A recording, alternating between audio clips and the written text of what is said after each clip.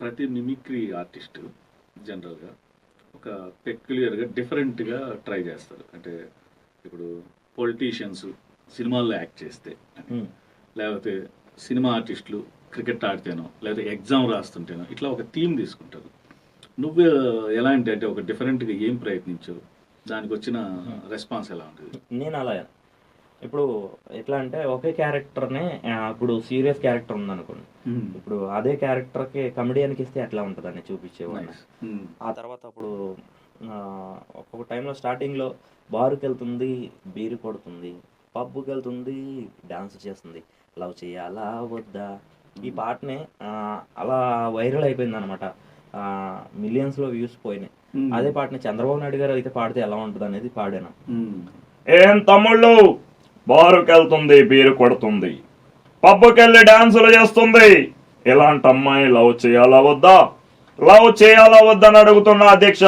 ఇది పద్ధతి కాదండి, మీ పద్ధతి విధానం మార్చుకోవాలి. ఇలా తర్వాత జగన్మోహన్ రెడ్డి గారు పాడితే ఎలా ఉంటుందని చెప్పేసి ఆయన పాడితే ఎలా ఉంటుంది. ఇవాళ మీ అందరికీ కూడా ఒకటే చెప్పదలుచుకున్నాను. బారుకెళ్తుంది, బీరు కొడుతుంది, పబ్బుకెళ్ళి డాన్సులు చేస్తుంది, లవ్ చేయాలా వద్దా, లవ్ చేయాలా వద్దా. చిట్టు తల్లి, బంగారు తల్లి, ఇది పద్ధతి కాదమ్మా, నీ పద్ధతి విధానం మార్చుకోవాలి. ఇదే పాటని మళ్ళా వైఎస్ ఆయన చెల్లెలు గారు వచ్చి పాడితే ఏ విధంగా పాడతారని, బారుకెళ్తుంది, బీరు కొడుతుందన్నా, పబ్బుకెళ్ళి డాన్సులు చేస్తుంది, లవ్ చేయాలా వద్దా, లవ్ చేయాలా వద్దా, మా అన్న జగన్ అన్న వస్తే లవ్ చేస్తాడమ్మా. ఈ టైప్లో అంటే నాకు ఒక్కసారి అనిపిస్తూ ఉంటుంది, యువత ఏమవుతుంది, బారుకెళ్తుంది, అది బీరు కొడుతుంది, పబ్బుకెళ్ళి డాన్సులు చేస్తుంది, లవ్ చేయాలా వద్దా, లవ్ చేయాలా వద్దా.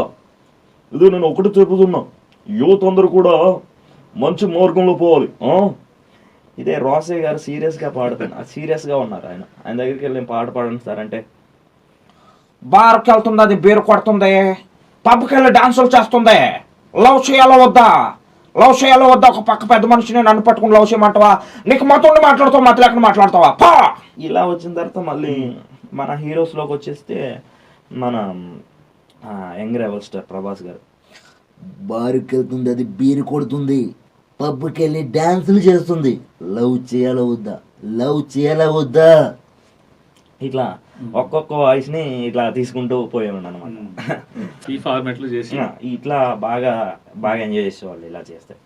అందరు హీరోలు చేసినప్పుడు మహేష్ బాబు అలా ఒక 20-30 మంది వస్తే చేస్తే ఎలా ఉంటుంది అనేది ఇట్లా చేస్తూ పోయేవాడు. ఇప్పుడు చాలా మంది వచ్చేసారు కదా. ఒకప్పుడు అంటే కృష్ణ, శోభన్ బాబు కొంచెం లిమిటెడ్ గా ఉండేది. అవును, ఇప్పుడు పెరిగిపోయింది స్పేస్. ఎంతమంది అంటే పెద్ద హీరోలు పక్కన పెడితే మళ్ళీ సెకండ్ జనరేషన్, మళ్ళీ ఇంకో జనరేషన్, యూత్, ఇప్పుడు చాలా మంది ఉన్నారు కదా ఆనంద్. అందులో అంటే నువ్వు జనరల్ గా క్యాచ్ చేసినప్పుడు ఈ కొత్త హీరోలు వచ్చినప్పుడు ఎవరిది కొంచెం టఫ్ అనిపించింది, అంటే ఒక రోజులో కాకుండా కొంచెం ప్రాక్టీస్ ఎక్కువ చేయాలనిపించింది వాయిస్ ఎవరిది? అంటే స్టార్టింగ్ లో నేను షాజీ షిండే గారికి బాగా ఎక్కువ స్ట్రెయిన్ అయ్యేవాడు. ఆయన అందరూ కూడా తిన్నామా పడుకున్నామా తెల్లారింది అన్నట్టు ఉన్నారు, మిమ్మల్ని చూస్తుంటే నాకు చాలా ఆనందంగా ఉంది, వీరప్పన్న పట్టుకోవడానికి మేము నానా చంకలు నాగుతుంటే మీరు వెళ్ళి వాడి దగ్గర ఇంటర్వ్యూ తీసుకుంటారు, తిరిగి నా దగ్గర ఇంటర్వ్యూ తీసుకుంటారు, సోషల్ రెస్పాన్సిబిలిటీ మీకేనా, మాకు లేదా అని అడుగుతున్నా. ఎప్పటికైనా క్రిమినల్స్ పట్టుకునే డిపార్ట్మెంట్ మా డిపార్ట్మెంట్, ఏకైక డిపార్ట్మెంట్ మా పోలీస్ డిపార్ట్మెంట్. ఇట్లా ఈయన వాయిస్ పట్టుకోవడానికి కొంచెం నాకు టైం తీసుకున్నా. తర్వాత రాను కొత్త క్యారెక్టర్లు వస్తున్నాయి. ఇంకా వాళ్ళ హీరోస్ ఎవరున్నా సరే వాళ్ళు ఎక్కడ పట్టుకోవాలో వాళ్ళకి ఒక మోడ్యులేషన్ ఉంది. ఈజీగా పట్టుకోగలుగుతున్నాం. వాయిస్ని చేంజ్ చేయడానికి ఈజీ అవుతుంది, వాళ్ళ డైలాగ్ చెప్పడానికి ఈజీ అవుతుంది. ఇంకా ఏదో కొత్తగా ఏదో చేయాలి. వీళ్ళు కాదు,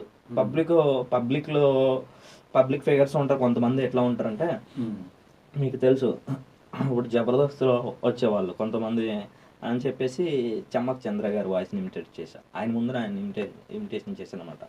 ఆయన ఎట్లా ఉండేదంటే, ఆపరా నీ బిందులో నా ఉంగరం, ఏమండి కౌశల్య గారు, మీ మనసులో నా మీద ఎలాంటి బ్యాడ్ ఒపీనియన్ లేదు, నా మనసులో మీ మీద ఎలాంటి బ్యాడ్ ఒపీనియన్ లేదు, మన ఇద్దరు ఎక్కడ కూర్చుంటే తప్పేంటండి, పదండి మీ సోఫాలో కూర్చుందాం.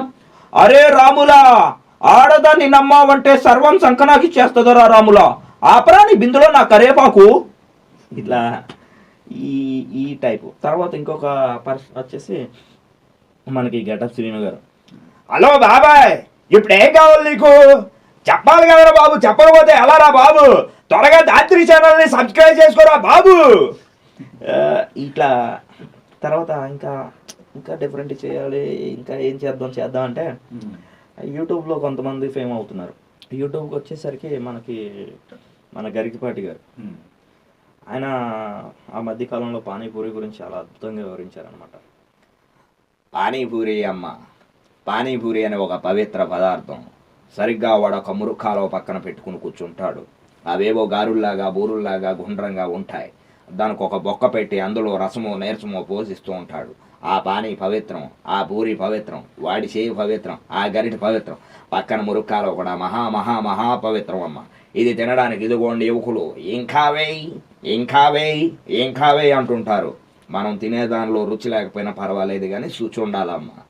ఇట్లా అట్లనే ఆడవాళ్ళ జడల గురించి చెప్తా, అన్ని కూడా బాగా వైరల్. జడలా లేకపోతే కొత్తిమీర కట్ల అర్థం కావట్లేదమ్మా. ఎక్కడ చూసినా కొత్తిమీర కట్ల.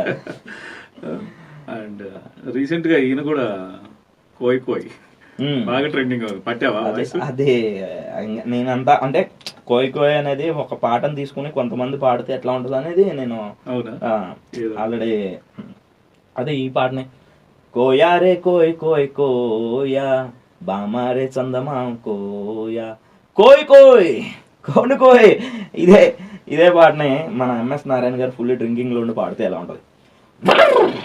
అబ్బా క్వార్టర్ బాటిల్ కోయా రే కోయా బామారే చందమామ కోయా కోయ్ కోయ్. My name is MS Narayana. ఎమ్మంటే ముందు యశ్ అంటే సోడా, మందులో సోడా కలుపుని తాగే నారాయణ. ఏమంటారు సార్? ఇలా ఆయన పాడితే ఇలా ఉంటుంది. తర్వాత ఇదే పాటని మన కొండవలస లక్ష్మణరావు గారు పాడితే ఆయన అయితే ఇలా పాడతారు. ఏటిదే వచ్చి ఏటి మాట్లాడితే వేటి? కోయా రే కోయ్ కోయ్ కోయా బామారే చందమామ కోయా కోయ్ కోయ్ కోని కోయ్. నేను ఒప్పుకోను అయితే ఓకే, కోని కొత్త ఎవరు ఒప్పుకుంటారు ఏటి? అట్లా ఒక్కొక్కరు ఒక్కొక్క ఇంకా ఇట్లా స్టైల్ మారుతూ ప్రకాష్ రాజ్ గారు రే నేను మోనార్క్ని, నన్నెప్పుడు కూడా మోసం చేయలేడు. కోయా రే కోయ్ కోయ్ కోయా బామారే సంతమామ కోయా కోయ్ కోయ్. ఎవడో కోచిన కోడిని నాకెందుకురా, నేను మోనార్క్ని, నన్నెవడు కూడా మోసం చేయలేడు. ఇంక ఇదే సీనియర్ రావు గోపాలరావు గారు పాడితే ఎలా ఉంటుంది? ఓరు ఓరు ఓరు ఓరు నీ తస్వరన్న బొడ్డు, ఈ 2 years బోర్ అయిపోయింది, టోను వీక్ అయిపోయింది. కోయారే కోయ్ కోయ్ కోయా బామారే సందమామ కోయా కోయ్ కోయ్. మరదే తస్వరన్న బొడ్డు, డొక్కలో తని డిక్కీలో కూర్చోబెట్టేయగలను. నువ్వు ఎడవడానికి ఎక్కువ, నవ్వడానికి తక్కువ. ఇది కావాలా మరి ఇంకేమన్నా కావాలా చెప్పండి అయ్యా. అది గొంతు మీద స్ట్రైన్ ఇవ్వదా? ఎందుకంటే అదే నేను ఎక్కువ ఏం చేస్తాను అంటే కూలింగ్ లో ఉండడానికి ప్రయత్నించిన ఎక్కువ. ఇప్పుడు రాగానే నాకు కూలింగ్ ఎక్కువైపోయింది, ఇబ్బంది పడుతున్నా, కొంచెం ఇబ్బంది అయిపోయింది. తర్వాత నేను కూలింగ్ ఐస్ క్రీమ్స్ కానీ కూల్ డ్రింక్స్ కానీ ఇవన్నీ కూడా పక్కన ఫస్ట్ ఆఫ్ ఆల్ నాకు ఏది కూడా నా దగ్గరికి దరిదాపుల్లోకి రానివ్వను అనమాట. అది మెయింటెనెన్స్ చేస్తా ఫస్ట్ ఆఫ్ ఆల్.